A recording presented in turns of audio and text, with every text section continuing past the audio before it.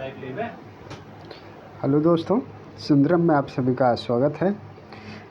आज हम लोग देखते हैं पेट से संबंधित कुछ महत्वपूर्ण प्रश्न जो आगामी पेट में संभावित हैं ऐसे क्वेश्चन आने के लिए।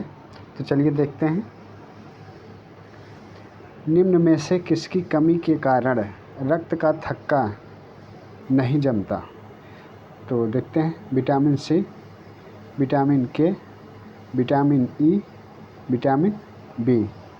तो किसकी कमी के कारण रक्त का थक्का नहीं जमता है? तो इसका ऑप्शन कौन सा हो जाएगा? Option number B correct answer हो जाएगा। विटामिन के। विटामिन के की कमी से रक्त का थक्का नहीं जमता। विटामिन सी की कमी से क्या होता है? विटामिन सी की कमी से स्कर्वी रोग होता है। क्या होता है? स्कर्वी रोग होता है। और विटामिन ए की कमी से क्या होता है? रतौंधी होता है। और विटामिन बी की कमी से क्या होता है? आप सब कमेंट कर बॉक्स में बताएं विटामिन बी की कमी से कौन सा रोग होता है। और विटामिन ई की कमी से कौन सा रोग होता है? आप सब कमेंट करके बताएंगे कमेंट बॉक्स में। चलिए अगला देखते हैं।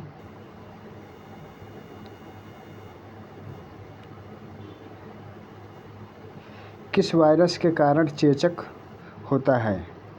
Rubella virus, varicella zoster virus, rabies, variola virus. तो किसके कारण होता है चेचक रोग? तो इसका कौन सा ऑप्शन सही हो जाएगा? Option number D. इसका करेक्ट आंसर कौन सा हो जाएगा? ऑप्शन नंबर डी, वेरिओला वायरस से चेचक रोग होता है। किससे होता है? वेरिओला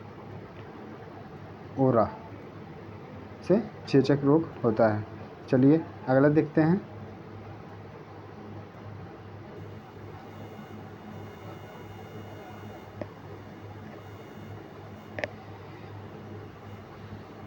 दूध को दही में बदलने में उपयोग किए जाने वाले उत्प्रेरक का नाम बताइए।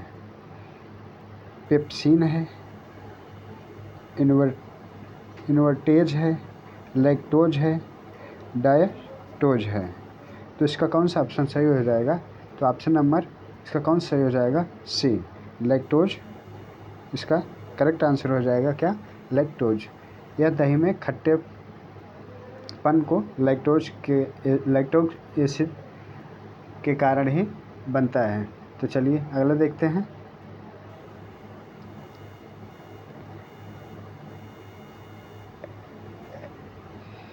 बीबी का मकबरा किसके द्वारा बनाया गया था? हुमायूं के द्वारा है, आजम शाह के द्वारा है, बाबर के द्वारा है, औरंगजेब का है। तो बीबी का मकबरा किसके द्वारा बनाया गया है? हुमायूं के द्वारा बनाया गया है, आजम शाह के द्वारा, बाबर के द्वारा, औरंगजेब के द्वारा। तो यह किसके द्वारा बनवाया गया है? ऑप्शन नंबर बी इसका करेक्ट आंसर हो जाएगा। आजम शाह के द्वारा बनवाया गया था बीबी का मकबरा। बीबी का मकबरा आजम शाह के द्वारा बनवाया गया। आजम शाह औरंगजेब का पुत्र था। आजम शाह क्या था? औरंगजेब का पुत्र था। इन्होंने अपनी माता इनकी माता क्या नाम था? दिलरस। इनकी माता क्या नाम था? दिलरस। ठीक है, दिलरस बानो बेगम था। ठीक है, इनकी माता का नाम क्या था? आजम शाह का दिलरस बानो बेगम था। इन्हीं की याद में कब बनाए थे? 1678 ईस्वी में। 1678 ईस्वी में बनवाया गया था। इसे दूसरा ताजमहल भी कहा जाता है, या ताजमहल की फूहड़ नकल भी इसे कहा जाता था। क्या कहा जाता है? ताजमहल की फूहड़ नकल इसे कहा जाता था। यह कहाँ पर स्थित है? बीबी का मकबरा कहाँ पर स्थित है? तो महाराष्ट्र में स्थित है। कहाँ? MH महाराष्ट्र में स्थित है। महाराष्ट्र के औरंगाबाद ज़िले में। कहाँ पर? औरंगाबाद ज़िले में। महाराष्ट्र के औरंगाबाद ज़िले में स्थित है। तो चलिए अगला देखते हैं।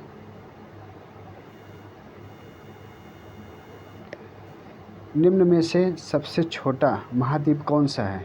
अफ्रीका है, अंटार्कटिका है, ऑस्ट्रेलिया है, दक्षिण अमेरिका है। तो सबसे छोटा महाद्वीप कौन सा है? तो इसका कौन सा आपसे सही हो जाएगा? Option number C correct answer हो जाएगा। ऑस्ट्रेलिया महाद्वीप क्या है? सबसे छोटा महाद्वीप है। और सबसे बड़ा महाद्वीप कौन सा हो जाएगा? तो बड़ा महाद्वीप की बात की जाए तो एशिया महाद्वीप क्या हो जाएगा? सबसे बड़ा महाद्वीप हो जाएगा।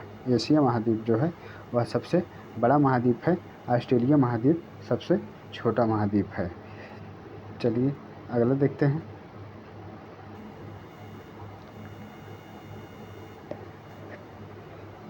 भारत के किस राज्य में सर्वाधिक वन है? उत्तराखंड में है, मध्य प्रदेश में है, केरल में है, उत्तर प्रदेश में। भारत के किस राज्य में सर्वाधिक वन है? तो सर्वाधिक वन किस राज्य में है? मध्य प्रदेश में। ऑप्शन नंबर बी इसका करेक्ट आंसर हो जाएगा, मध्य प्रदेश में। लगभग 21.67% हैं। कितने हैं? लगभग 21.67% हैं। तो चलिए अगला देखते हैं।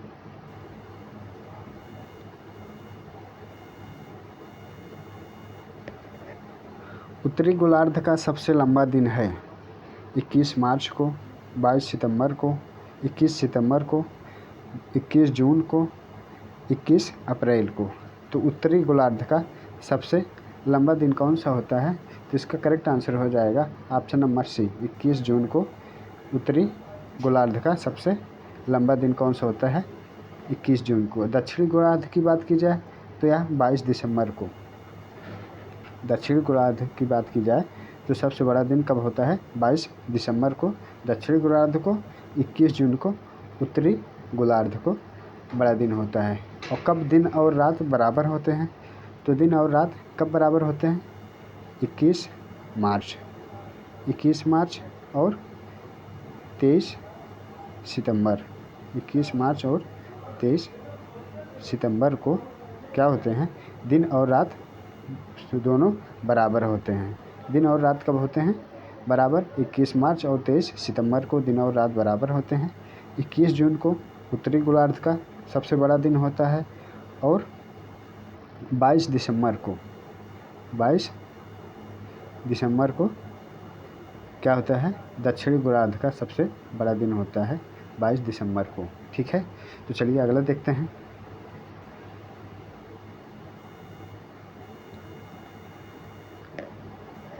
प्रथम विश्व युद्ध की शुरुआत किस वर्ष हुई?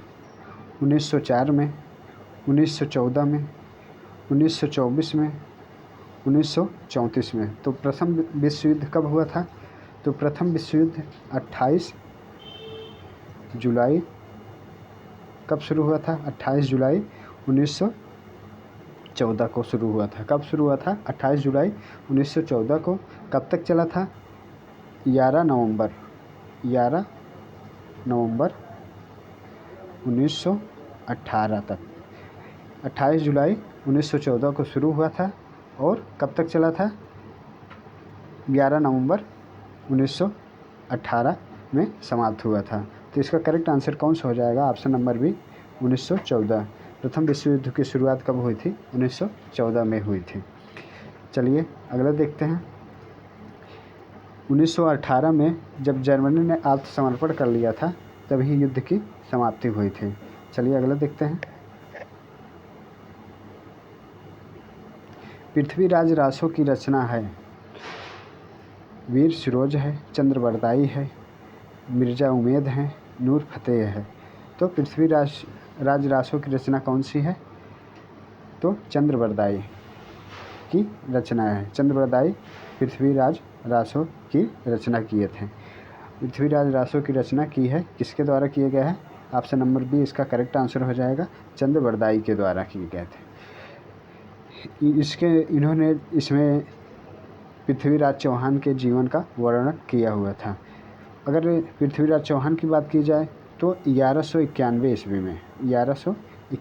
में पृथ्वीराज चौहान और मोहम्मद गोरी ने तराइन का प्रथम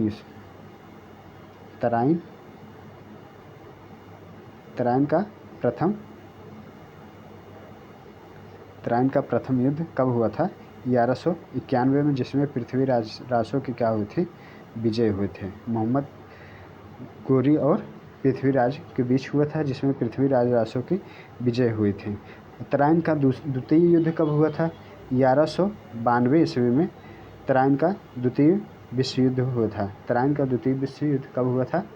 तो 1192 में हुआ था। इसमें क्या हुए थे? मोहम्मद गोरी जीत गया था और पृथ्वीराज की हार हुई थी। चलिए अगला देखते हैं। पृथ्वीराज रासो की विवाह जयसंयोगता से हुआ था। अगर 1194 की बात की जाए तो 1194 में जयचंद्र और गौरी के बीच युद्ध हुआ था, जिसे चंदावर का युद्ध कहते हैं। 1194 में क्या हुआ था? चंदावर का युद्ध हुआ था। कौन सा हुआ था? चंदावर का युद्ध हुआ था 1194 में, जिसमें मोहम्मद गोरी विजय रहा था, जिसमें मोहम्मद गोरी जीत गया। तो इसका करेक्ट आंसर क्या हो जाएगा? पृथ्वीराज रासो की रचना की है, किसके द्वारा की गई है? चंद्रबरदाई के द्वारा। ऑप्शन नंबर बी इसका करेक्ट आंसर हो जाएगा। चलिए अगला देखते हैं।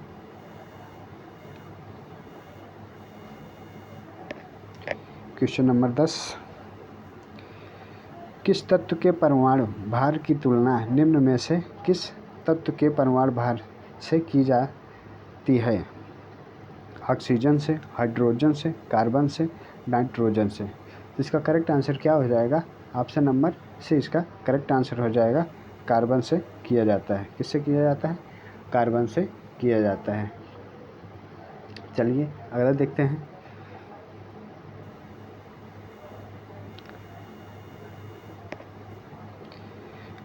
कौन सा मौलिक अधिकार 44वें संशोधन द्वारा समाप्त कर दिया गया? स्वायत्तता का अधिकार, संपत्ति का अधिकार, समानता का अधिकार, धर्म का अधिकार। तो 44वें संविधान संशोधन के द्वारा कौन सा समाप्त कर दिया गया था? इसका कौन सा ऑप्शन सही हो जाएगा? ऑप्शन नंबर बी इसका करेक्ट आंसर हो जाएगा। ऑप्शन नंबर बी इसका क्या हो जाएगा? करेक्ट आंसर हो जाएगा। संपत्ति का अधिकार 44वें संविधान संशोधन द्वारा हटा दिया गया था। यह कहाँ ले जाके अनुच्छेद 31A के अंतर्गत विधिक अधिकार बना दिया गया था। कहाँ? अनुच्छेद 300A के अंतर्गत। 300A के अंतर्गत क्या बना दिया गया था? विधि का अधिकार। विधि का अधिकार बना दिया गया था। ठीक है, तो इसका करेक्ट आंसर क्या हो जाएगा? ऑप्शन नंबर बी, संपत्ति का अधिकार। चलिए अगला देखते हैं।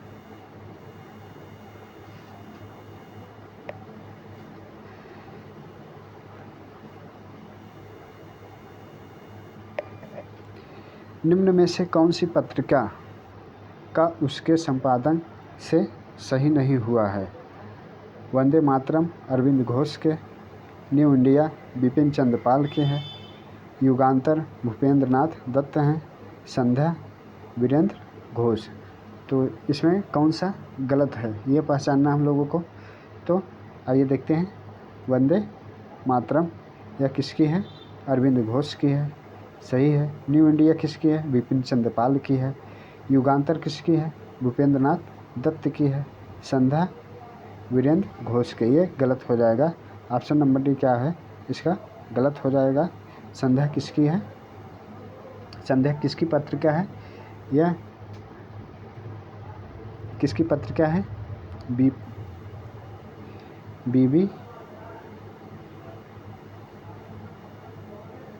बीबी उपाध्याय। संध्या किसकी है? बीबी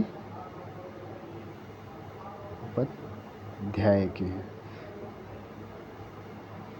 तो इसका कौन सा आंसर हो जाएगा? ऑप्शन नंबर डी इसका करेक्ट आंसर हो जाएगा। चलिए अगला देखते हैं।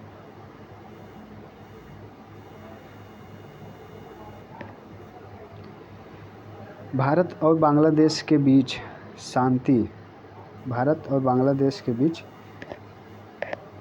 शांति और मैत्री संधि पर हस्ताक्षर कब हुए थे? 1972 में हुए थे, 1971 में हुए थे, 1950 में हुए थे, 1973 में हुए थे।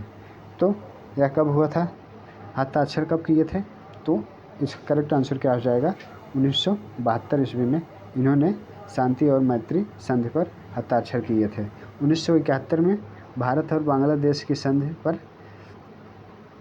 1972 में भारत और बांग्लादेश की मैत्री संधि पर हस्ताक्षर किए थे। और 1971 में क्या हुआ था, पाकिस्तान और भारत बांग्लादेश के बीच जो युद्ध हुआ था 1971 में, भारत इसी समय 1971 में ही बांग्लादेश को पाकिस्तान से आज़ाद करवाया था। कब? 1971 ईस्वी में। तो इसका करेक्ट आंसर कब सही हो जाएगा? 1972 इसका करेक्ट आंसर हो जाएगा। चलिए अगला देखते हैं।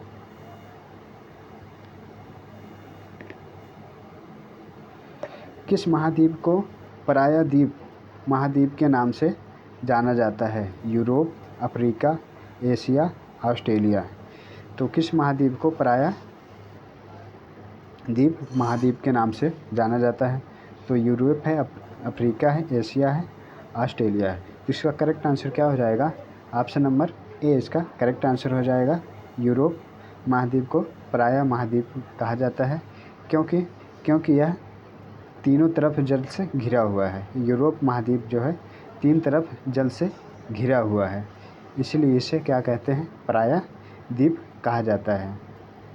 3 तरफ से जो जल से घिरा हो उसे प्रायद्वीप कहते हैं। अर्थात इसका आंसर क्या हो जाएगा? Option number A correct answer हो जाएगा। यूरोप। ऑस्ट्रेलिया को क्या कहते हैं?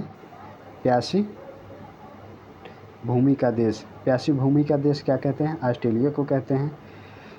और उत्तरी अमेरिका को क्या कहते हैं? उत्तरी अमेरिका को नई दुनिया के नाम से भी जाना जाता है। उत्तरी अमेरिका को क्या कहा जाता है? नई दुनिया के नाम से भी जाना जाता है। तो इसका आंसर क्या हो जाएगा? Option number A correct answer हो जाए। चलिए अगला देखते हैं।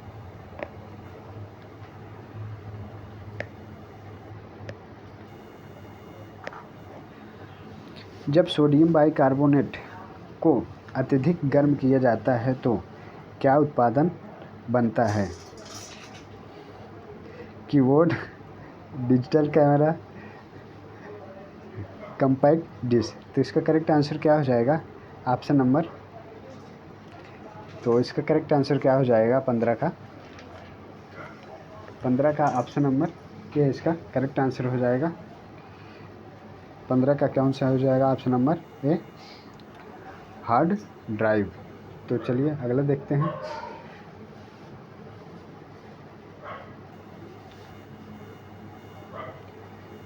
आइए देखते हैं क्वेश्चन नंबर 16।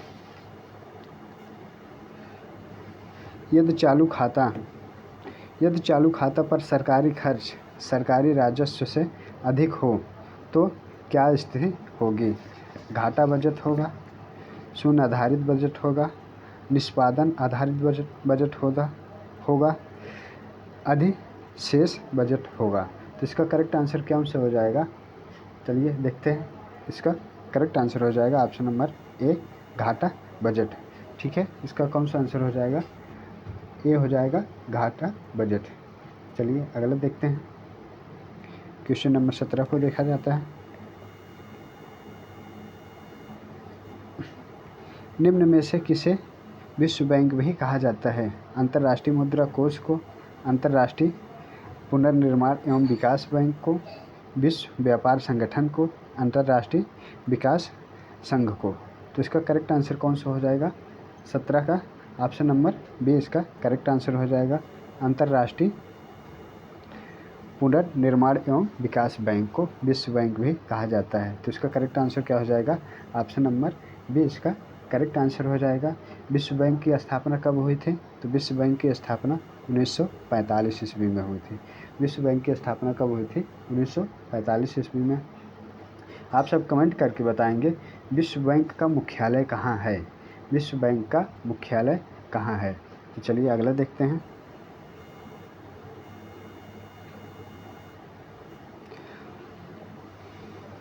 उत्तर प्रदेश की प्रथम महिला मुख्यमंत्री कौन थी? एनी बेसेंट हैं, मायावती हैं, विजय लक्ष्मी पंडित हैं, सुचेता कृपलानी हैं। तो उत्तर प्रदेश की प्रथम महिला मुख्यमंत्री कौन है? तो इसका ऑप्शन नंबर कौन सही हो जाएगा? ऑप्शन नंबर डी इसका करेक्ट आंसर हो जाएगा। सुचेता कृपलानी है। कौन है? सुचेता कृपलानी है। यह उत्तर प्रदेश की प्रथम महिला मुख्यमंत्री हैं। चलिए अगला देखते हैं।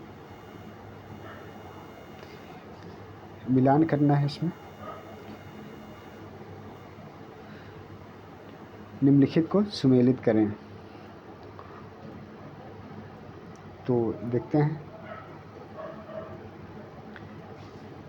उस्ताद विलायत खां सरोद हैं, फिदा हुसैन नरसी कत्थक से, सितारा देवी हिंदी रंगमंच से, जतिन भट्टाचार्य सितार से। तो इसका पहले देखते हैं, जो हमें आता है पहले वही मिलाएंगे। तो सितारा देवी का संबंध किससे है? कत्थक से। तो इसका कौन सा हो जाएंगे? 2 से। सितारा देवी का संबंध किससे है? कत्थक से है।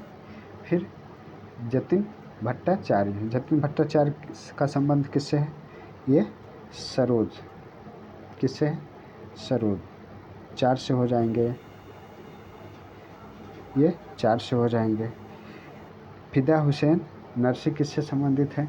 तो हिंदी रंगमंच से हो जाएंगे, हिंदी रंगमंच से हो जाएंगे। बचा उस्ताद विलायत खां, ये क्या हो जाएंगे? सितार वादक हो जाएंगे। तो चलिए देखते हैं, ए का 4, ए में 4 कहाँ है? यहाँ पर है, एक चार यहाँ पर है, ए का 4 हो गया। बी का 3 हो गया, बी में 3 यहाँ पर है, बी में 3 यहाँ पर है।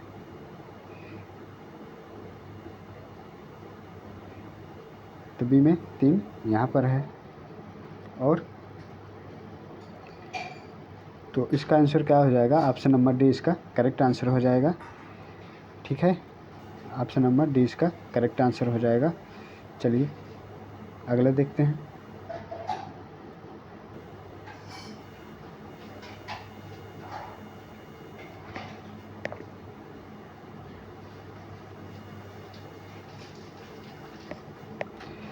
निम्न में से कौन विश्व धरोहर स्थल नहीं है? आगरा किला है, फतेहपुर सिकरी है, ताजमहल है, अकबर का मकबरा विश्व धरोहर स्थल नहीं है। तो इसका करेक्ट आंसर कौन सा हो जाएगा? ऑप्शन नंबर डी, अकबर का मकबरा क्या है? विश्व धरोहर में नहीं शामिल है। क्या है इसका आंसर? क्या हो जाएगा? ऑप्शन नंबर डी इसका करेक्ट आंसर हो जाएगा, अकबर का मकबरा।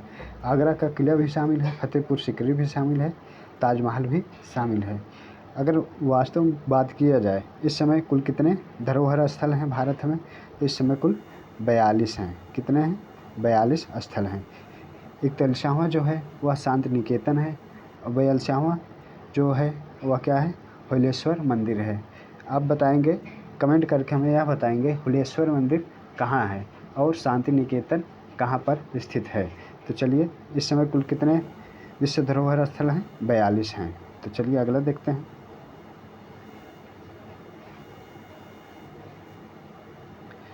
माटा टीला परियोजना है, बेतवा पर है, गोदावरी पर है, कृष्ण पर है, पेरियार पर है। तो माटा टीला बांध किस नदी पर स्थित है?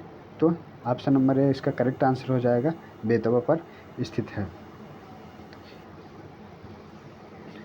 इसका निर्माण मध्य प्रदेश सहायता से किया गया था। कब किया गया था? 1958 ईस्वी में, 1958 ईस्वी में किया गया था। तो चलिए अगला देखते हैं।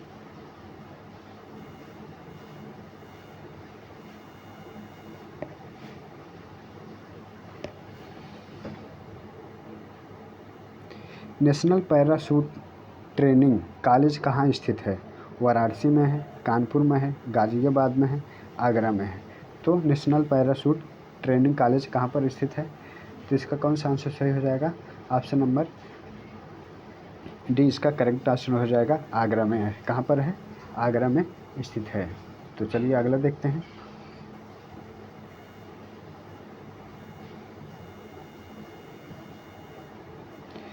महात्मा गांधी ने निम्न में से किसका समर्थन नहीं किया था? किसका समर्थन नहीं किए थे? तो मद्य निषेध का, भारी उद्योग का, ग्राम पंचायत का, श्रम की गरिमा का। तो यह किसका नहीं किए थे? तो इसका आंसर कौन सा हो जाएगा? ऑप्शन नंबर बी इसका करेक्ट आंसर हो जाएगा, भारी उद्योग का इन्होंने समर्थन नहीं किया था। किसका? भारी उद्योग का समर्थन नहीं किए थे।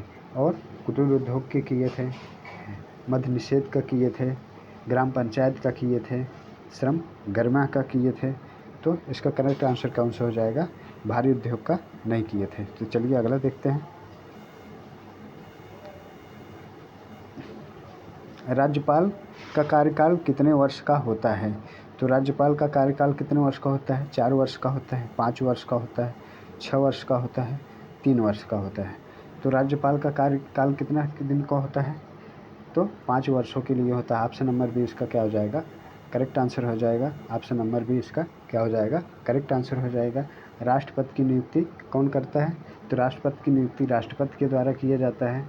तो यह राष्ट्रपति के प्रसाद प्रयत्न पद को धारण करता है। चलिए अगला देखते हैं।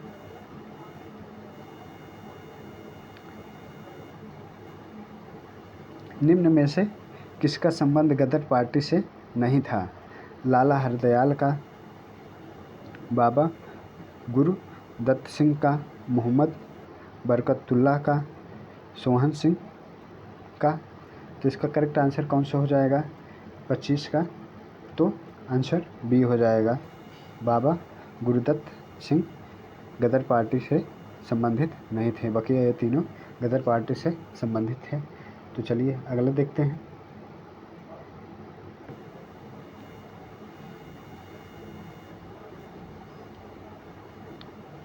हृदय की धड़कन को उत्तेजित करने वाला हार्मोन्स कौन सा है? हृदय की धड़कन को उत्तेजित करने वाला हार्मोन्स कौन सा है? थायरॉक्सिन है, गैस्ट्रिन है, ग्लाइकोजन है, डोपामाइन है।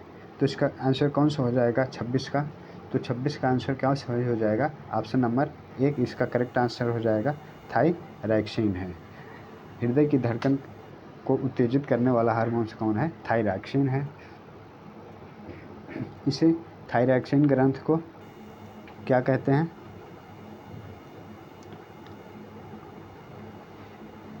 ऑटो ग्रंथि कहते हैं। ऑटो ग्रंथि भी के नाम से भी जाना जाता है। ऑटो ग्रंथि को ही थायराइड ग्रंथि भी कहते हैं। तो चलिए यह क्या करता है? हृदय की धड़कन को उत्तेजित करता है। चलिए अगला देखते हैं।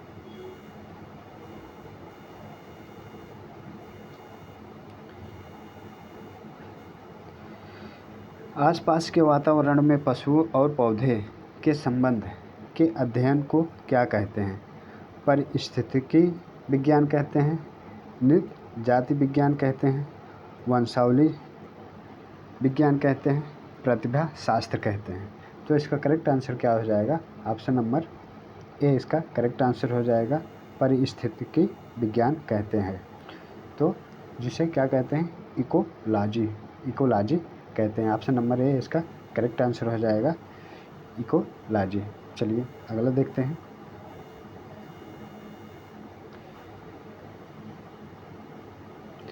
कोणार्क मंदिर का निर्माण किसे माना जाता है? नरसिंह देव वर्मन है, प्रथम है, महेंद्र वर्मन है, खारवेल है, पुलकेशिन प्रथम है। तो इसका करेक्ट आंसर क्या हो जाएगा? कोणार्क सूर्य मंदिर का निर्माण किसके द्वारा किया गया था? नरसिंह देव प्रथम के द्वारा किया गया था। ऑप्शन नंबर ए इसका क्या हो जाएगा? करेक्ट आंसर हो जाएगा। ऑप्शन नंबर ए इसका क्या हो जाएगा? करेक्ट आंसर हो जाएगा। सूर्य मंदिर का निर्माण लगभग 1250 ईस्वी में, लगभग कब कराया गया था? 1250 ईस्वी में। नरसिंह देव किस वंश के थे? तो ये गंगराज वंश के थे। नरसिंह देव किस वंश थे? गंगराज वंश से संबंधित थे।